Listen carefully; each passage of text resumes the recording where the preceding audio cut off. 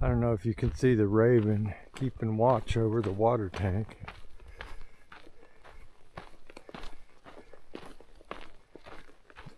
They'll probably fly away when I get up here. Whoa, the sun is pretty bad. There he is.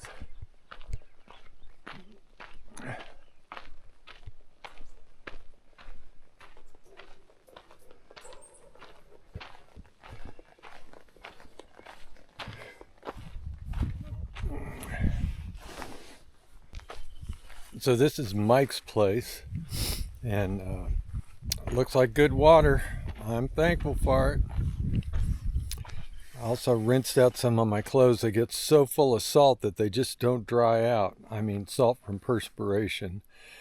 Kind of disgusting, but that's the way it is. So, not really washing them, but just getting that salt out. I think it'll help.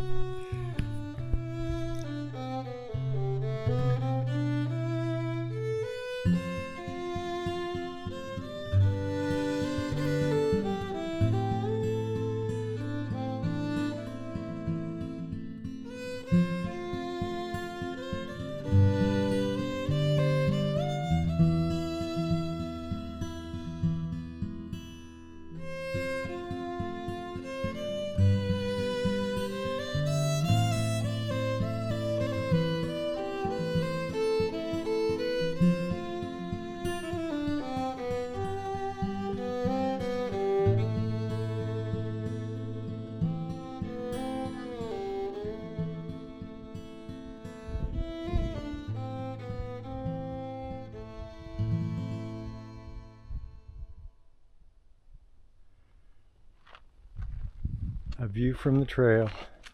The trail goes kind of right along the edge of that. I don't know if it's clay or whatever, but it looks like it's washing down pretty steeply. Well, the downside of the PCT, and this should be no surprise, is since we're in the desert, is water.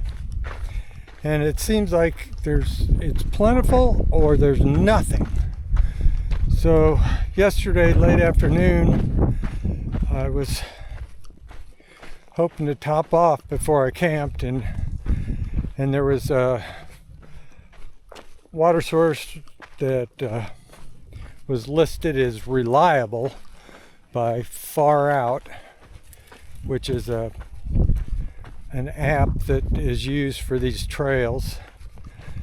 And turns out it was a concrete tank full of brown slime with algae in it. That's ridiculous. You can't even filter that. And if you put chemicals in, what do you have? It's like sewer water. It's crazy. So then, thankfully, I had carried my maximum capacity, and I had enough to cook and get through the night and the morning. And then there's a place with water that called Mike's Place, and that worked out. And oddly enough, after I left Mike's Place, there was a trailhead and there was a water cache within, I don't know, half a mile, something like that. It was really close, and I would not have even had to filter. It would have been a lot quicker, and it was right on the trail. It was perfect. So again, I topped off, and the next water source was listed as reliable, called Tuli Spring. There was a big water tank that was capped with concrete, and it was maybe 6 or 8 feet tall, and I could see up over the top, and there was a green rope in the center of it with a rusted contraption on the top. So I don't know, maybe you're supposed to leap onto the top and then dip water out or somehow. I have no idea. I don't know if there was water in there. So I'm going on. Apparently the next source is 3 miles and it's a dry cistern. And we'll just see what there is beyond. Again, I topped off at full capacity, which is a little over a gallon. That's a lot of weight to carry, but it seems like that's what you have to do out here. And even with that, you ration, you stay thirsty all the time.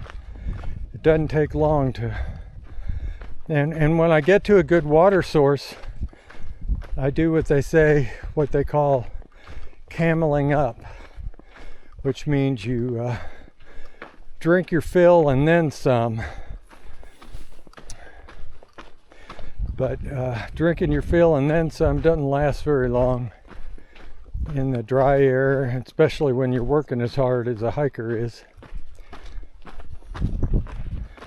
So that's the water report. I'm hoping I'll find one in the next 10 miles. If I don't, I'm going to be in trouble. But a lot of other people will be too.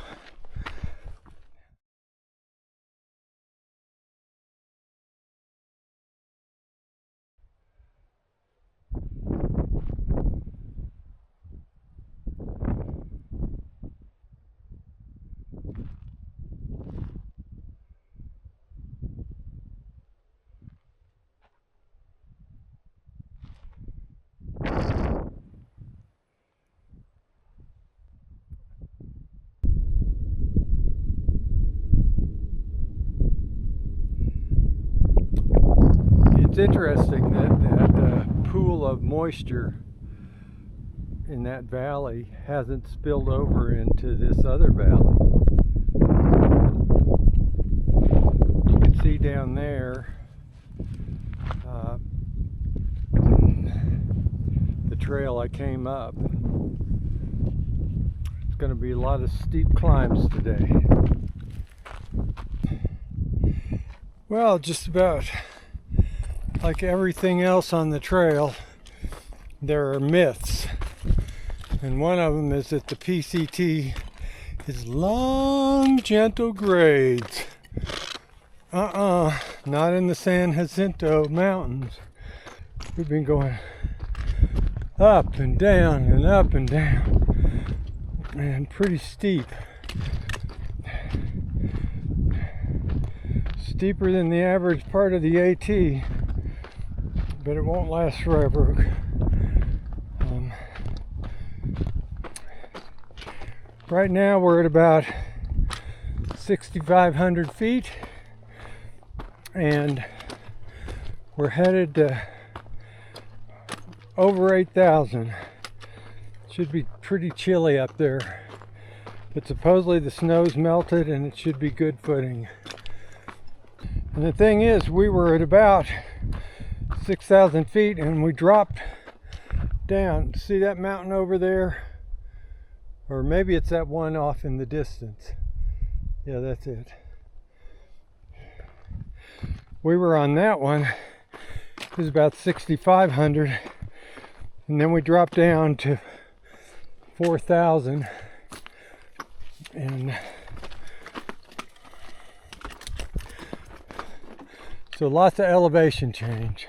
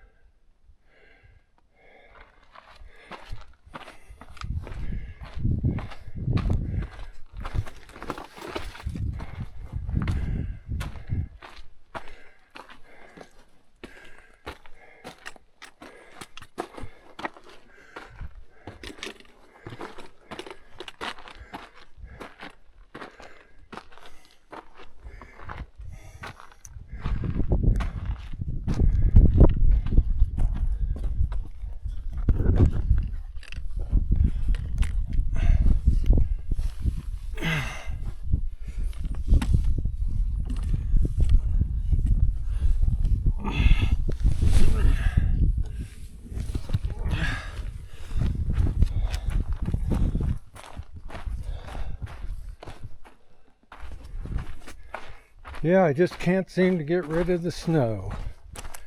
The trail has been,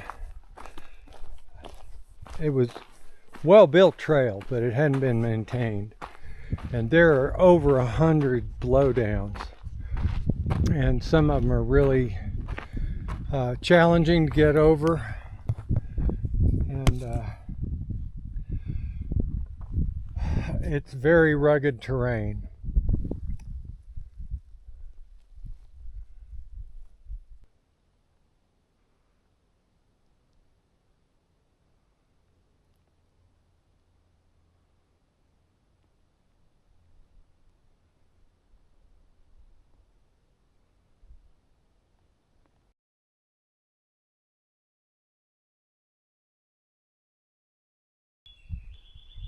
Somewhere in here is a trail that I need to follow to get out of here. A few years ago, or actually pretty recently, there was a young hiker named Doug Lehar, and he was an avid hiker. And he was trying to do the southern half of the PCT. So he was hiking in this region with two other guys, and they were traversing a steep slope, and there was snow on it like this. And two of the hikers made it, but Doug took a step and the snow under his foot gave way and he fell to his death. So this wasn't too bad really, but it had potential. And people are saying, oh, you can do this without micro spikes. You know, I think that is a mistake. I think it's a mistake to you should follow your instincts, and time again hikers have given me advice and it has proved to be wrong. So I mean, the hiker community means well, but what's good for one person might not be good for another. I mean, this is not the kind of thing where I would fall to my death, but I sure as heck could get injured. And if I had micro spikes, I would have them on right now. Well, anyhow, I'm getting close to the end of the San Jacinto Mountains. And that will make for a happy day. This will not go down as a highlight of my hike. There was one of the most beautiful sections was the northern part that I'm doing right now. Actually, not that I'm doing right now, but that I just went through. It was beautiful. So if you wanted to see the San Jacintos, I'd recommend the northern end on the PCT. If you like crawling over and under and through dead pine trees, there's probably well over 100 of them for you along the southern stretch. There are some here, but nothing like that southern stretch. Which brings up a point.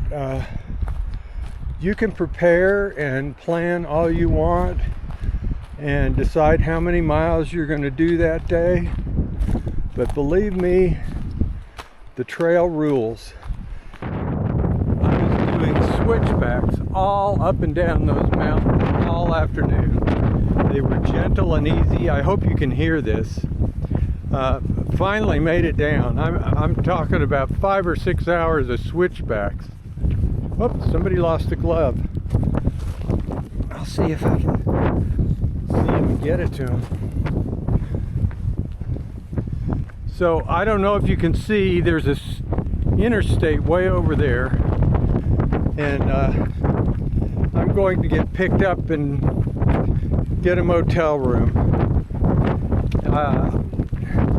So this is day 7, like 210 miles, and I really need a bath and a shave and some town food.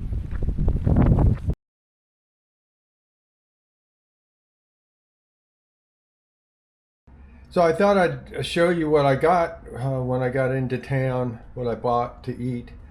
I went to Del Taco, and in that box there was French fries, a double cheeseburger, a bean and cheese burrito, and a beef taco.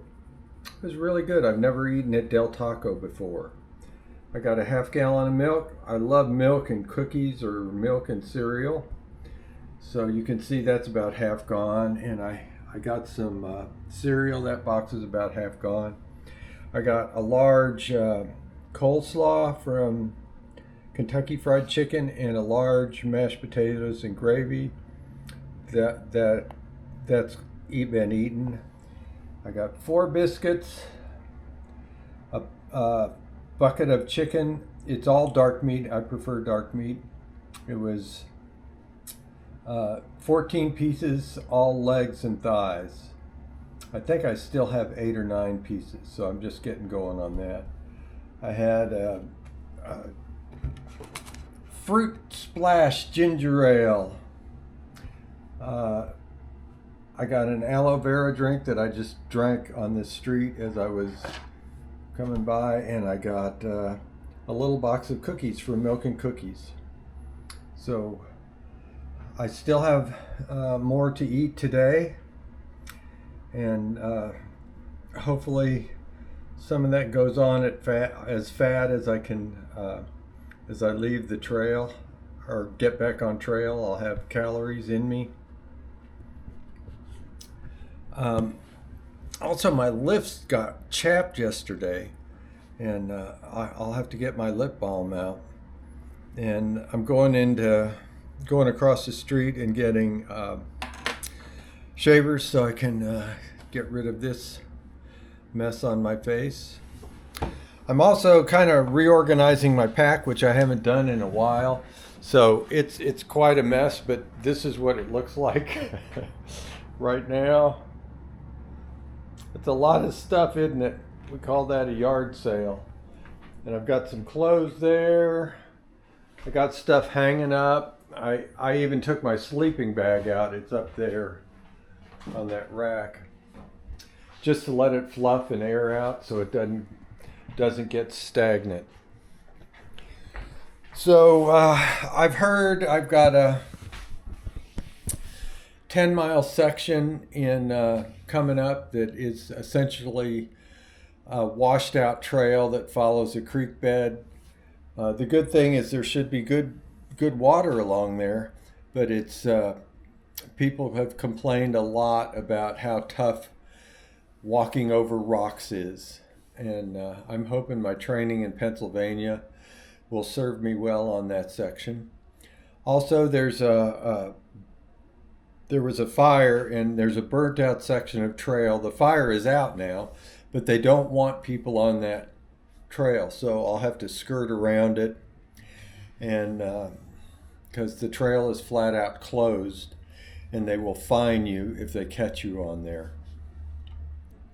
Anyhow, today it'll be rest, recharge, and Monday I'll get an Uber drive to the post office in Cabazon. I think that's the way you say it. And then go on and resume my hike.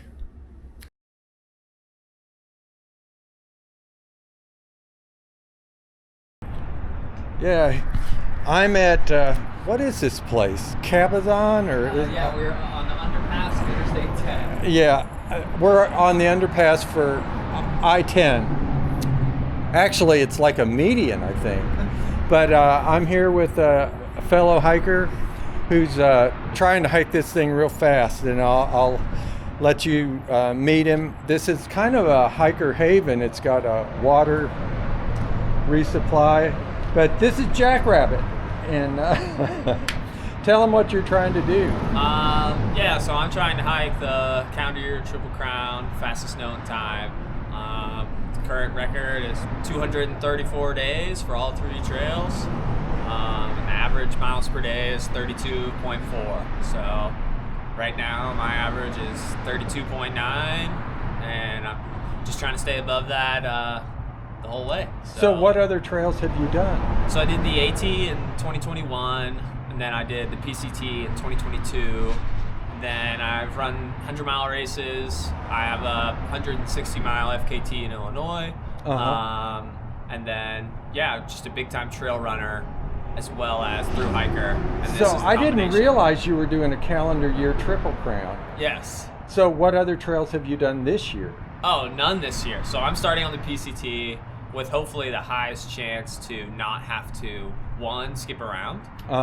It's still possible, weather dictates that at times, but that would be cheapest and easiest on me, as well as I think there is an allure to doing each trail as a whole to completion before moving on.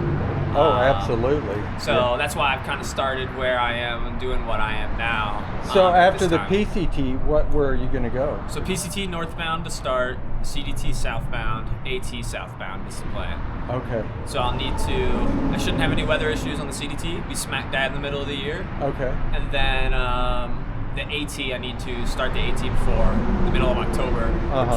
Which, when they typically close Catan. That's amazing. I've never heard of anybody starting this late. Yeah. So there was one guy, he has the record right now, the record I was referencing, and he started, I think, like May 1st or 2nd. So, and I think he took a very similar route that I'm doing. Okay. Right now, he's like the only precedent for, doing it this way. Most people who try to do the calendar year Triple Crown just try to do it. I mean, there's only 20 to 25 people who've ever done it, and it's hard enough on its own. But yeah, I thought it would be an extra challenge to try and be the fastest. But ultimately, like if I need to, succeed going for the fastest just to try and finish it, I will. So there's kind of an A and a B goal there in that sense. Yeah. All right. Well, super. Like I said, I wish you the best of luck. It's really cool, and you're a monster hiker. Thanks. I appreciate it. It's hard, but we're getting it done. Back on trail. It was so nice to meet Jackrabbit, and I'm finding there's a certain camaraderie among people who are trying to do this calendar year Triple Crown, and I don't feel there's any competition. It's just pure support among us, and we compare notes, and everybody's doing kind of their own different style. He's going to try and do continuous footstep, and I'm not, but it was a delight to talk to him, and he's going a lot faster than I am, but I've got a little bit of head start on him, so we'll see how it goes. He's got his plan, and I wish him all the best. Really a nice person. And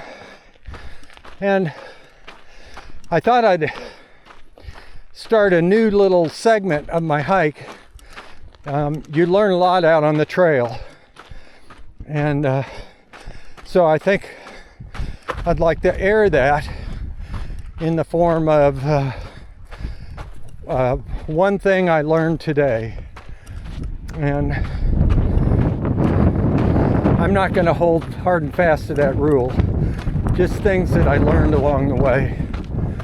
And so the one thing that I learned today, it was more of a coming to a realization of the deficits in our knowledge of the criminal justice system. Our education system is woefully deficient. I mean, we don't need to have legal degrees coming out of high school, but we should have a basic knowledge of the criminal justice system, we should know that trials are a thing of the past for all intents and purposes, and that plea deals rule. And we should know that death row is not a town in Texas.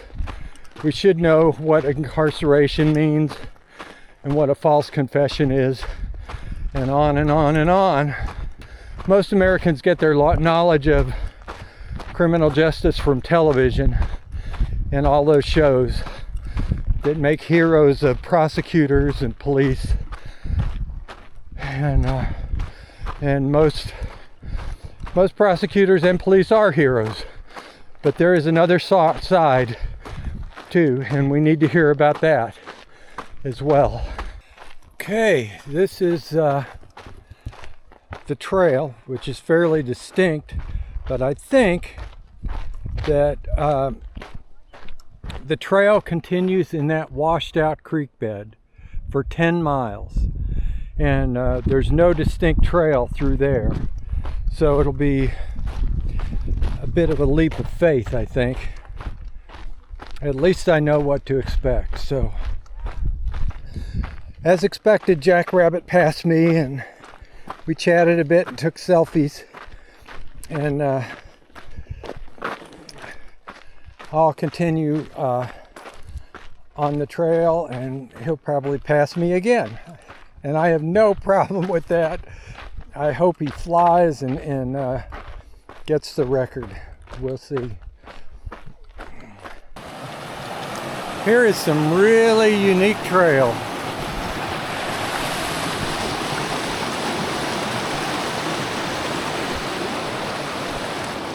So actually you just follow the river for 10 miles because the trail got washed out. And I've already given up having dry feet because you have to cross the river multiple times.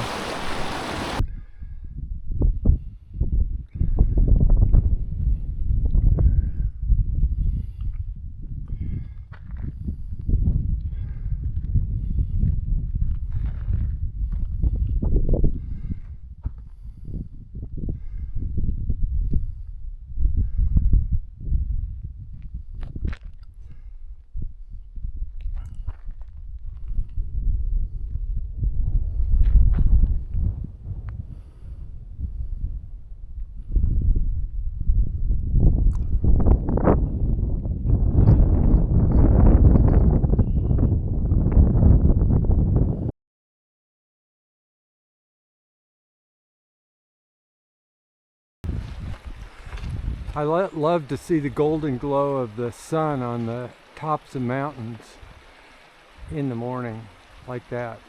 But what I wanted to show you is this wonderful old tree that's still alive.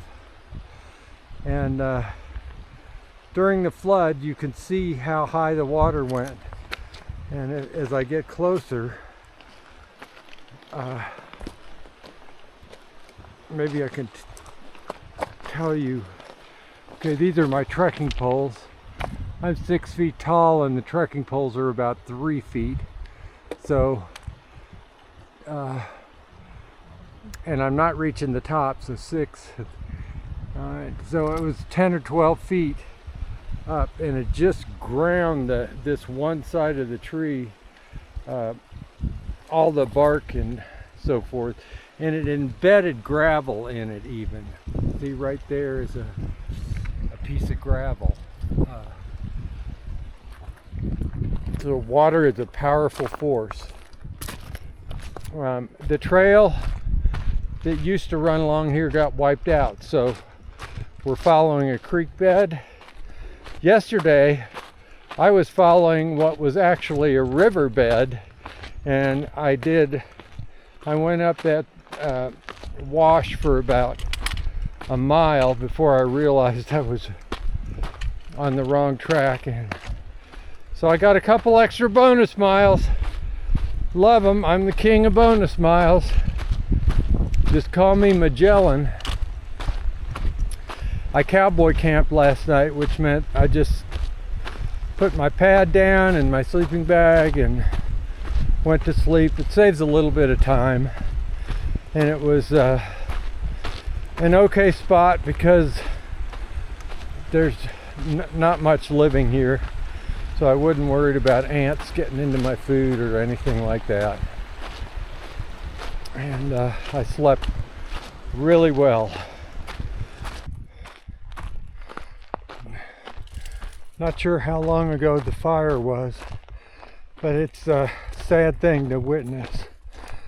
And unfortunately, I'll be seeing a lot more of this. I think that trees served a role to hold the soil, which would allow other plants to grow. I don't know. But it's a lot of devastation. Although I guess wildfires were a natural process in the ecosystem even before these places were settled. One thing I learned today is that sand on a slanted rock surface does not provide traction. The sand acts like tiny ball bearings, and your feet will slide up and out from under you, and you will land on your posterior. Very valuable lesson. Learn from experience. So I just think this part of the trail is beautiful, and I'm gonna have you hike with me. There's snow, but the rocks here are as white as snow, and the trees are just striking. They're like what bonsai masters try to achieve with their art. So that is a cedar, definitely. I don't know my trees very well. And this trail was carved into the side of the mountain. I don't know how they did it. They might have used explosives. On occasion I see rocks with holes drilled in them. There's a beautiful cedar tree.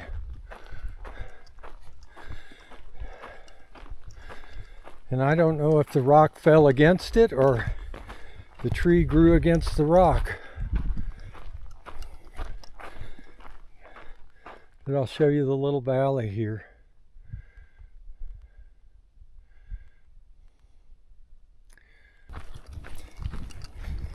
We just crossed the 250-mile mark, and it's day 10. So I'm not done hiking today. And I did take a 0. So we're averaging 25 miles a day, and hope I can up that.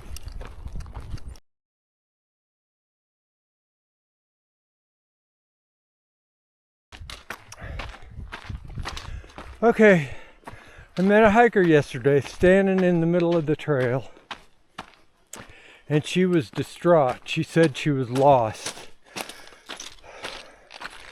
and asked if I would help, and so I said sure. And she was using Far Out, which is a GPS app that that places your position relative to the trail. So she was standing right in the middle of the trail, but Far Out had her 20 feet off to the side, and so she thought she was lost. And the Far Out is a big help for people, but it's changed the way we hike big time. I told her that I could stand in the middle of the trail just about anywhere, and seldom would it place my position on the phone exactly in the middle of the trail. So I hiked with her for a while. I asked her if she was hiking alone, and she said no, she was with somebody else. And this brings up another point.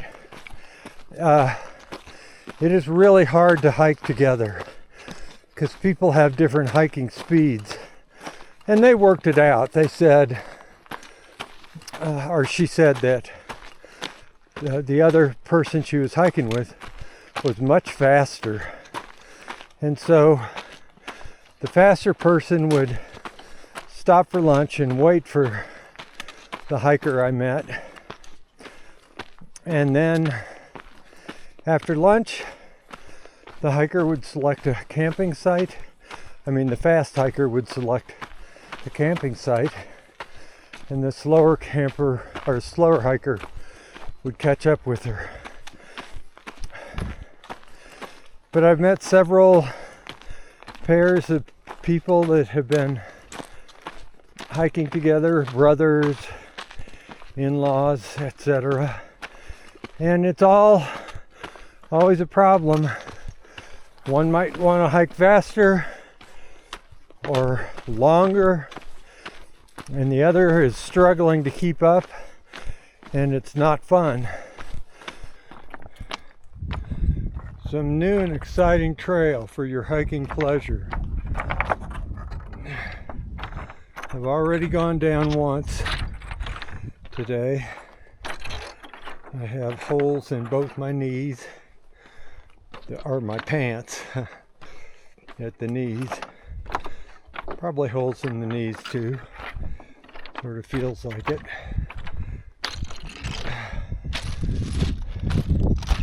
You never know what the trail is going to throw at you, but we're all out here doing it. They don't make concessions for any one person. Okay, this looks a little more like it. One thing I learned today is ponderosa pines smell great. They really have I guess especially in the sun on warm days, they have a real beautiful scent. Hiking through the shrub desert stuff, on the first few days I could smell the flowers, and they smell really good. And I guess I've become immune to that because I can't smell it anymore. I guess you just get used to it, which is kind of sad. Well, I just saw my first rattlesnake across the trail right in front of me, and thankfully it kept going. But I need to be on the alert.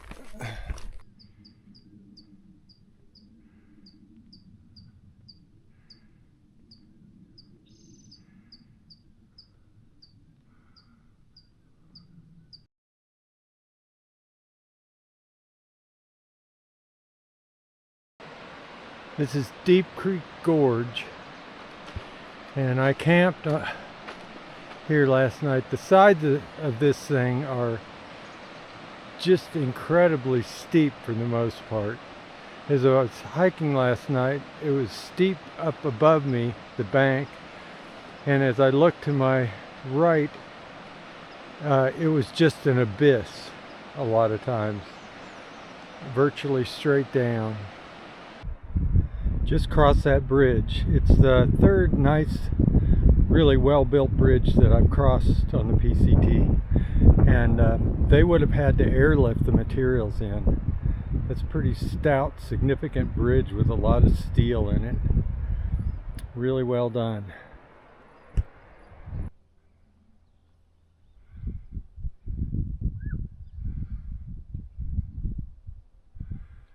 I hiked all around that lake today, including the dam.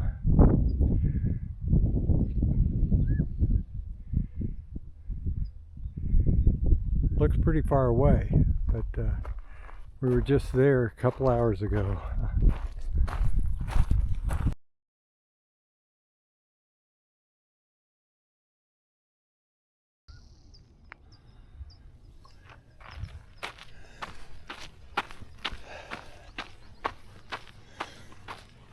Well, the race is on.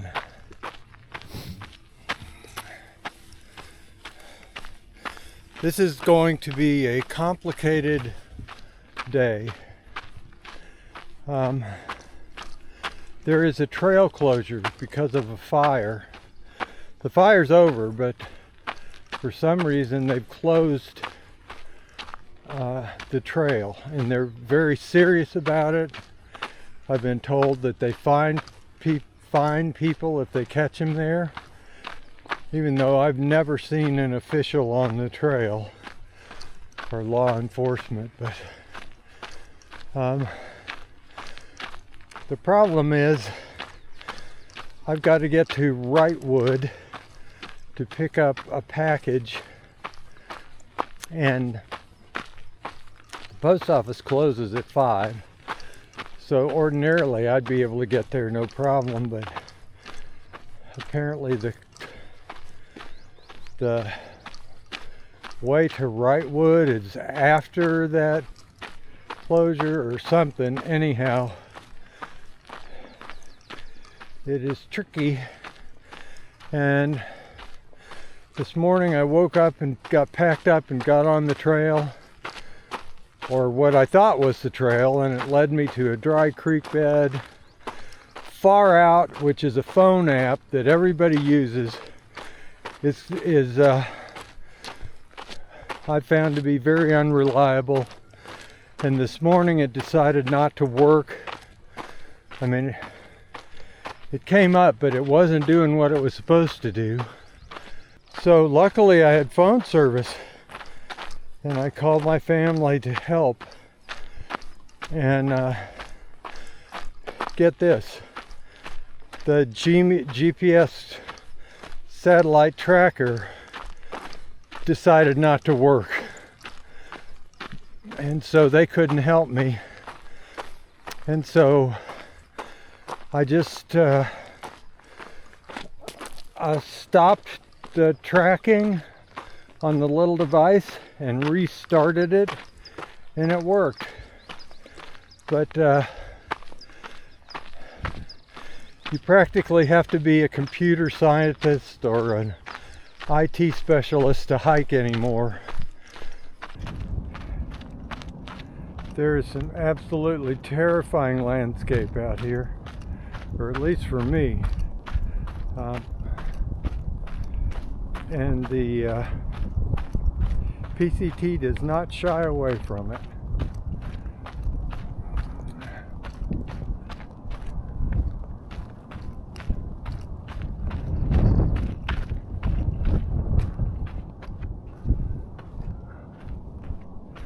I kind of hugged the upper bank for fear of what would happen if I fell, and I ended up pitched over the edge.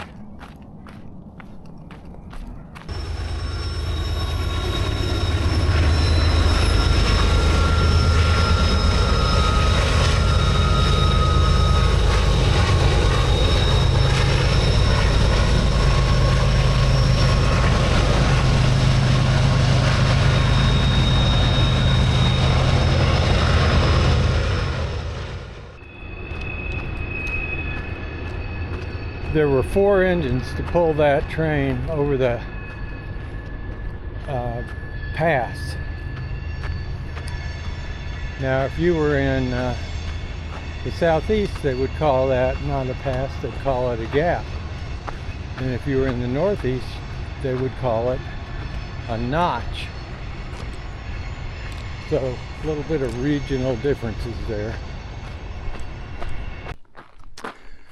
Been climbing for about 45 minutes, and off in the distance you can see the trail. Looks like I'll be climbing a good bit more. I don't know where they're taking us, but it's way up. Yeah, I feel like this, you turn and it just feels like you're almost at the top, and it just keeps going. You like turn one of those switchbacks, and you're like, holy cow, I still have a long way up. Yeah. Exactly. Yeah. Okay, do you want to sit here? No. I feel kind of bad, you know. There's a bunch of stuff deeper. I have a ton of ice on top. Okay, got you. Do you have different flavor soda, or is Dr. Pepper it? There's Dr. Pepper, there's Baja Blast, and there's a Grape Crush. That was some really nice trail magic back there, and couldn't have come at a better time. I'd blown through most of my water, and I didn't realize it, but we have another 1,500 feet of climb before we get to the Rightwood cutoff. It was especially nice because that one hiker's named Rambler. He's from Hood, Oregon, and he had watched my videos and knew who I was. So that's always heartwarming because, like I said, it gets kind of lonely out here sometimes. And I wonder if it's making any difference at all. But things like that make me feel like, yeah, maybe it is. Good to meet all those people. The one guy is walkie-talkie. I asked him if he was from Australia, and he said no, but he's lived there for the last 10 years. He's from the UK, so he's got a real confusing accent. And the guy doing the trail magic is named Crooked, and he hiked with Jackrabbit in the past and was waiting because he knew Jackrabbit was coming through. So that's the whole reason he set it up. But wow, out in the middle of nowhere, and I saw that beach umbrella from far away, and I thought, what in the world could that be? So he even had ice for the drinks, and he had lots of snacks. That must have been a lot of work and a lot of expense. He wouldn't take a donation, but super nice. So I've got another 5 miles to go. So hopefully I can get that done in a couple hours, and that'll make it about 2 o'clock. And then I've got to somehow catch a ride into Rightwood and get to the post office before 5. As you can see, I'm off trail, but it's intentional. There is a trail closure, and consequently this is the road you're supposed to take, and trail angels have been working to shuttle hikers around the closure to back to the PCT. In my case, I have to hope for a trail angel who will take me to the post office and get me there before 5. Also, I have to buy a new fuel canister to cook with, and also I am dying for some town food of some sort. And so if all goes well, I can get back on trail this evening or late afternoon. We'll see. If not, I've done my best. Hiked 105 miles, or a little more than that, 107 in 3 days.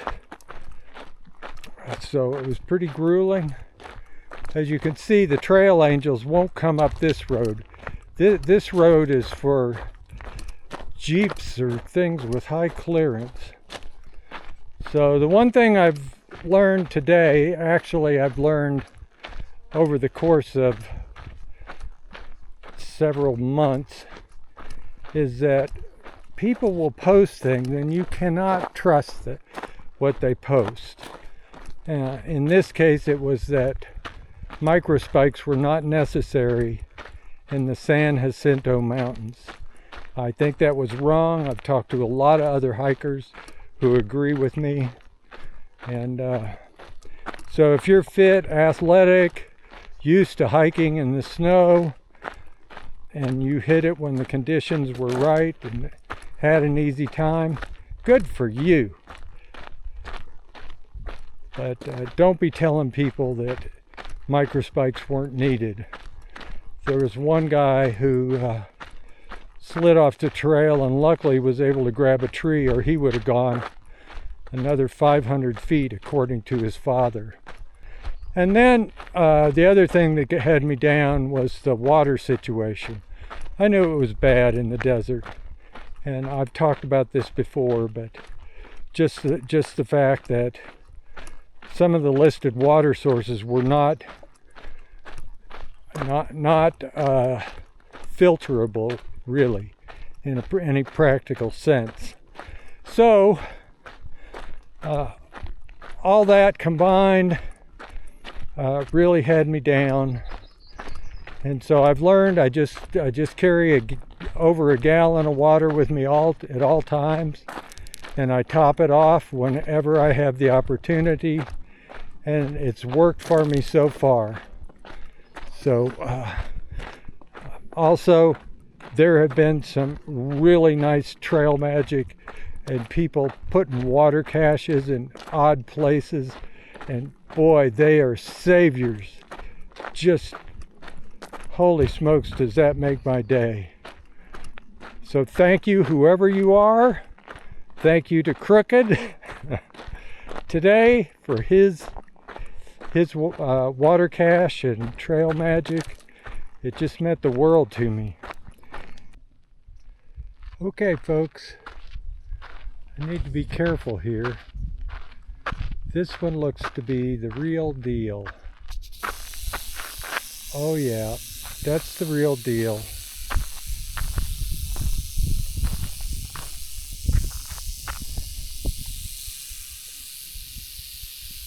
That is a rattlesnake.